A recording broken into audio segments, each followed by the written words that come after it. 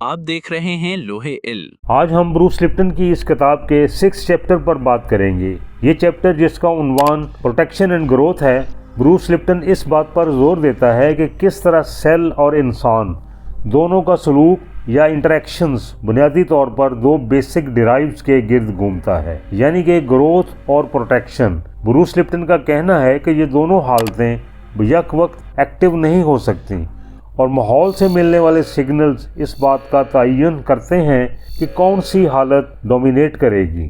جب بھی کوئی لیونگ آرگنزم گرو کرنے کی حالت میں ہوتا ہے تو وہ اپنے ماحول سے غذائی اجزاء حاصل کرتا ہے اور اپنی انرجی کو سیلز میں ڈسٹریبیوٹ کر کے، ریپیئر کر کے اور ان کی ایکٹیویٹیز کو بہتر بنانے پر مرکوز ہو جاتا ہے۔ بروس لپٹن کے مطابق گریٹیٹیوڈ، ہیپینس اور سیٹسفیکشن جیسے پازیٹیو ایموشنز گروتھ کی ایکٹیویٹی کو تیز کرتے ہیں۔ ہیلدی گروتھ کے لیے ایک سازگار یا کنڈیوسو انوائرنمنٹ کا ہونا ضروری ہوتا ہے جہاں غذائیت اور حوصلہ افزائی کی کمی نہ ہو۔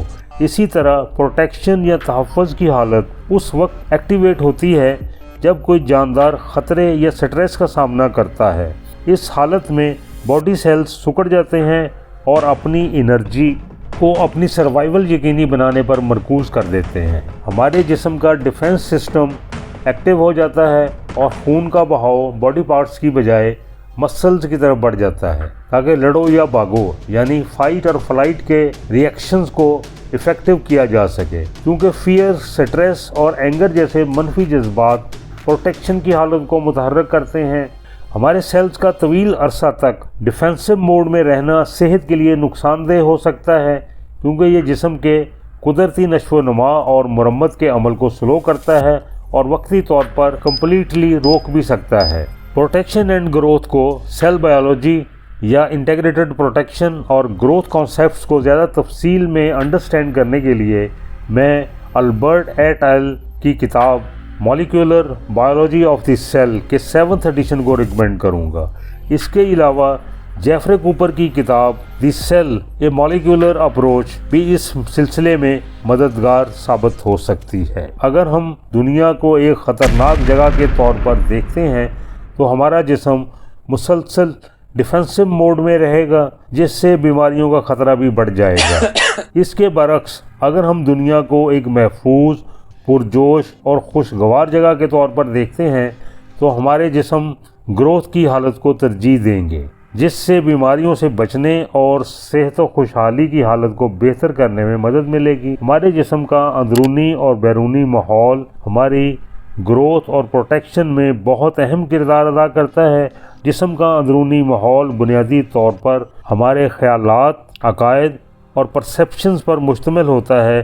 یہ سب ہمارے جسم کے کیمیکل بیلنس اور ہارمونز کی سطح پر اثر انداز ہوتے ہیں، جو بالآخر سیل لیول پر تبدیلیاں پیدا کرتے ہیں۔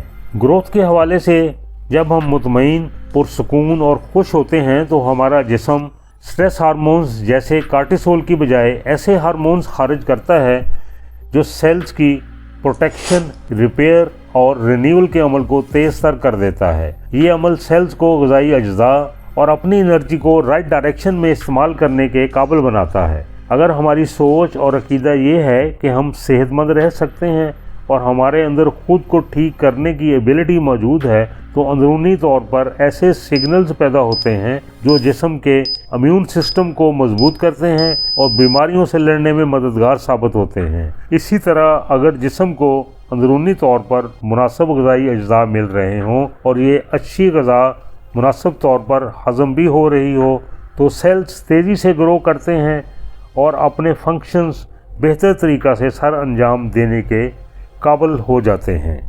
اب ہم پروٹیکشن کے حوالے سے سیلز کی کارکردگی کا جائزہ لیتے ہیں۔ سٹریس، نیگیٹو تھاٹس جیسے فیئر، اینگر اور کنٹینیوس سٹریس کی حالت میں ہمارے جسم فائٹ اور فلائٹ کے ری ایکشنز کو ایکٹیویٹ کرتے ہیں۔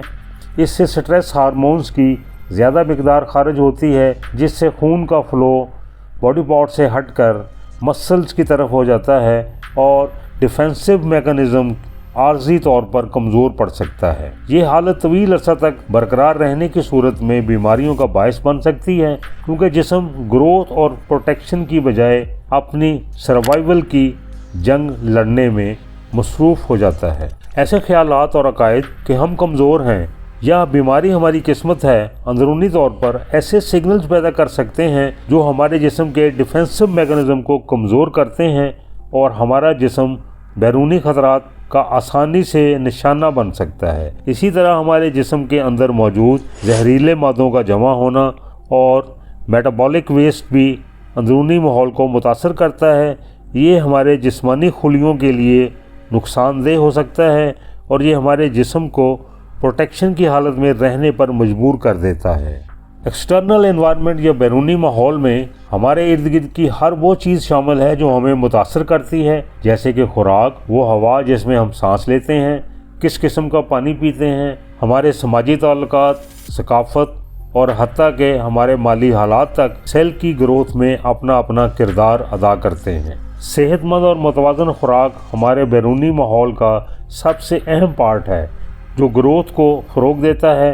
इससे बॉडी सेल्स को ज़रूरी विटामिन्स, मिनरल्स और तवानाई फराहम होती है। साफ़ और कंटेमिनेशन से पाक हवा और clean drinking water in sales को सही तरीके से काम करने और ग्रो करने में मदद देता है। मुस्बत समाजी ताल्लुकात के हवाले से सपोर्ट, लव और सोशल रिलेशनिंग हमारी मेंटल हेल्थ और इमोशनल स्टेबिलिटी को बेहतर बनाते हैं, जिससे हमारे जिस्म के अंदरूनी माहौल पर पॉजिटिव इफ़ेक्ट होता है और जिस्म ग्रो करने की हालत में रहता है। ऐसा माहौल जहां सीखने, आज़ादी से काम करने और क्रिएटिव एबिलिटीज़ को बढ़ाने के मौके मैसर हों, हमारी ज़हनी और जिस्मानी ग्रोथ को बढ़ा देते हैं, जबकि नॉइज़ पोल्यूशन, लोगों की भीड़, माली मसाइल और अदम तहफ़्फ़ुज़ जैसे बैरूनी हालात हमारे जिस्म में स्ट्रेस का बायस बनते हैं, जिससे हमारा डिफेंसिव मैकेनिज़्म भी स्ट्रेस में आ जाता है और डिफेंसिव मोड ऑन हो जाता है। अगर कोई शख्स ऐसे माहौल में रहता है जहां उसे जिस्मानी ख़तरा महसूस होता है, जैसा कि जंगज़दा इलाका या जराइम से मुतासरा जगह, तो उसका जिस्म और जहन मुसलसल हाई अलर्ट में रहेगा। ये अवामल ग्रोथ रोकने में मनफी किरदार अदा करते हैं। इसी तरह अगर कोई शख्स समाजी ताल्लुकात के हवाले से तन्हाई, झगड़े या दुश्मनी के माहौल में रहता है तो उसकी ज़हनी और जिस्मानी सेहत पर बुरे असरात मरतब होते हैं, जो डिफेंसिव मोड को मुसलसल ऑन रखते हैं। इस चैप्टर का बुनियादी पैगाम ये है कि हमारे पास ऐसी ताकत है कि हम अपने ख़यालात, अकायद और व्यू पॉइंट को बदल कर अपनी ज़िंदगियों को बेहतर बना सकते हैं। जब हम फियर और स्ट्रेस के माहौल से निकल कर लव और हैप्पीनेस को अपनाते हैं तो हम अपने जिस्म को ग्रो करने की हालत में ले आते हैं, जिससे बेहतर सेहत और ज़िंदगी में कामयाबियां हासिल हो सकती हैं। ब्रूस लिप्टन इस बात पर जोर देता है कि हम अपने DNA के कैदी नहीं हैं, बल्कि हमारे पास अपने माहौल और ख़ुद को समझने के तरीके तब्दील करके अपनी किस्मत को दोबारा तरतीब देने की सलाहियत मौजूद है। दोस्तों, इससे अगली वीडियो में हम इस किताब के 7वें चैप्टर पर बात करेंगे। उम्मीद है आपको ये वीडियो पसंद आई होगी। अगर अच्छी लगी है तो लाइक कीजिए, शेयर कीजिए और कमेंट बॉक्स में अपनी राय से ज़रूर मुतला कीजिएगा। बहुत शुक्रिया।